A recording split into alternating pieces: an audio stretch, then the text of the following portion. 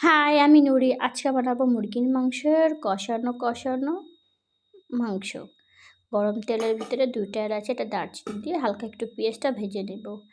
একটা তেজপাতাও দিয়ে দেব। তেজপাতা দিয়ে বড় ১ চামচ মরিচ বাটা দিয়ে দেব। তারপর একটু আদা রসুন বাটা, একটু কাজু বাদাম বাটা আর একটু মাংসের রাঁধুনি মশলা, একটু হলুদ মরিচের গুঁড়ো, জিরা গুঁড়ো এগুলো দিয়ে সুন্দর করে মাংসটারে কষায় নেবেন। মশলাটাকে কষায় নেবেন। তারপর একটু পানি দিয়ে মশলাটা কষাবেন কির জন্য? মাংস রান্না হয়তো তো সুন্দর করে মশলাটা কষাইতে তো দরকার। তারপরে মাংস দিয়ে দেবেন। মাংসটাকে এই তেলের ভিতরে তো মানে তো মুরগির মাংসতে একটু পানি ছেড়ে দেয়। পানি ছাড়ার পরে ওই পানি দিয়ে আপনি মাংসটা অনেক সুন্দর করে কষাইতে থাকবেন। কমসে কম মাংস আপনার ৫-১০ মিনিট তো কষাবেন। কষানো হয়ে গেলে তারপরে কষায় দেখছেন একটু তেল ছেড়ে দেবে, অল্প অল্প করে দেখবেন কষাইতেছেন, একটু তেল দিয়ে দেবেন। আজকাল মাংসটা অনেক মানে শক্ত সিদ্ধ হইতে সময় লাগে, তার একটু পানি দিয়ে কষায় নেবেন।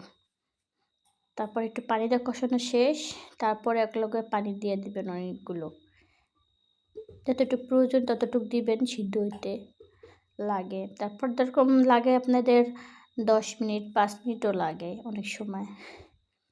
তারপর হইছে মাংসটাকে ঢাইকা কিছুক্ষণের জন্য চলে যাবেন। তারপরে কত সুন্দর করে জাল হচ্ছে। এই যে আমার মাংস রেডি।